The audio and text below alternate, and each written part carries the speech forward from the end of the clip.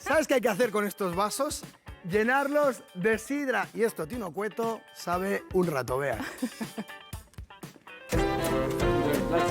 Más de 100 años de tradición, de buen hacer, de cultura de la sidra.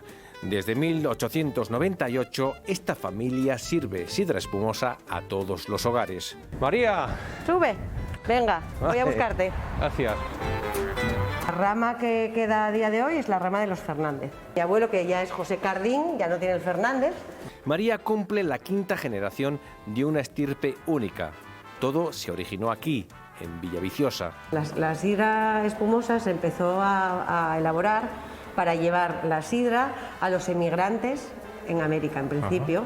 Como se quería llevar el producto de la tierra en óptimas condiciones, había que añadirle carbónico y azúcar para que pudiese aguantar el viaje y las condiciones. Y así surgió la espumosa. Exactamente. Tano es el enólogo. Controla todas las etapas del producto. De su paladar depende el trabajo de un año. Y ahora está madurando. Está 2 meses madurando hasta más o menos febrero. En febrero lo que hacemos sería ya meter en otros depósitos la sidra con azúcar y levadura, refermenta y coge el gas. ¿Y tú eres capaz de detectar ahora cómo va a ser esta sidra espumosa? Claro, ahora ya puedes ir viendo si hay defectos o no hay defectos, o por dónde lo tienes que encaminar, o por dónde puede ir la mezcla. Tras 11 meses de crianza, es otra historia. Y nada, ya vemos que el color es mucho más claro, está mucho más limpia ya. Cuando la probemos vemos que ya tiene más acidez. Cada año producen más de 24 millones de botellas, muy diferente a lo que ocurría hace 100 años. Ver que todo esto se va a vender antes de las Navidades, probablemente, también te sientes orgulloso de que el producto sea tan aceptado, ¿no? Estamos en unas fechas, en unos días, jornadas claves. Sí. María, claro, ¿en qué hogar no hay sidra? Bueno, yo creo que en pocos. Partimos de botella que viene nueva, limpia, en perfecto estado, y se ve como pones las botellas vacías, va cogiendo botella a botella. Ahí se llena. Y las llena. Ahí se llena, sí, ahí, perfecto. Podemos llegar a llenar hasta 16.000. 16.000 por hora. Sí. Son corchos que no tienen la forma típica con el capuchón, pero es que la forma se hace a posteriori. Cuando se cierra, aprieta el corcho y le da la forma de feta. Entran las botellas desnudas y salen vestidas. Vestidas de gala, además.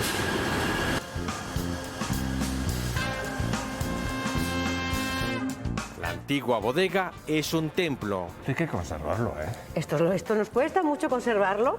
Además forman parte del patrimonio histórico e industrial de España. Mira, estos que están de pie se llaman tinos, los que están tumbados se llaman toneles. Tino es como el que suscribe. Exactamente. Vamos a pintar de rosa esta Navidad.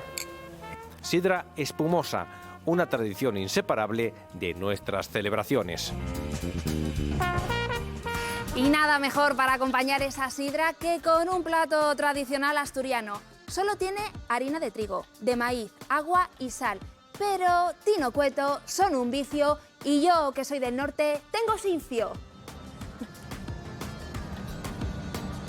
Tienes sincio, como también lo tengo yo, Arantxa, como me gusta de estas expresiones de Cantabria, también de Asturias, que es donde nos encontramos. Plato muy enérgico, los tortos, como digo, de aquí, del oriente de Asturias, y lo vamos a hacer hoy de la mano de este chef estrella Michelin, que es Ricardo Sotres, es su restaurante El Retiro de Pancar. Fijaos, esta masa a base de harina de maíz en sus 3/4 partes y de una parte de harina de trigo para que ligue bien, la está ya amasando, la está poniendo en el molde. Ricardo, ¿qué tal? Buenas tardes. ¿Cómo lo hacemos? Pues nada, como bien explicaste, cogemos la harina de maíz, 3 partes, por una de trigo, lo amasamos bien con agua y sal. Y lo llevamos ya a la freidora. Lo estiramos el torto y aquí lo estaríamos friendo en aceite de oliva 0,4.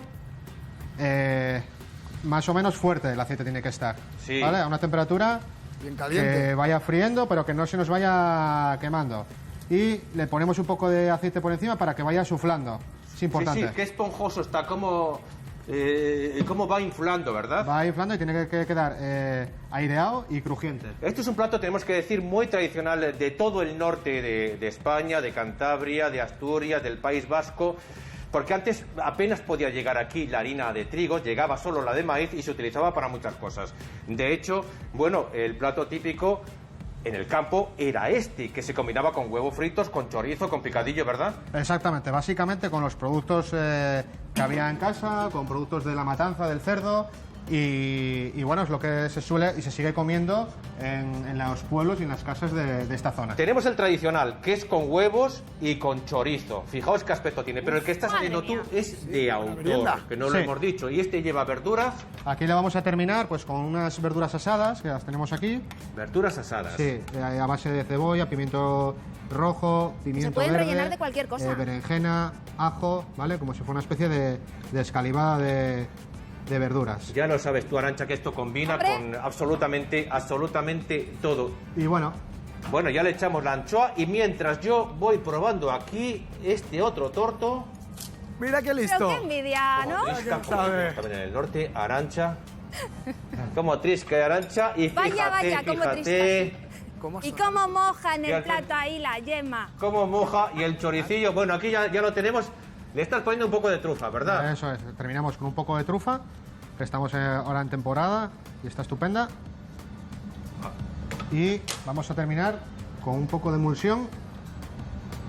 Pues aquí lo tenemos para elegir, el tradicional o el de autor. Pues Con toma en Ricardo casa. en el retiro, estrella Michelin. Claro, Para dale la vosotros. enhorabuena A uno como a otro. Ricardo, ¿eh? Y además un plato muy económico, Ángel, te diré.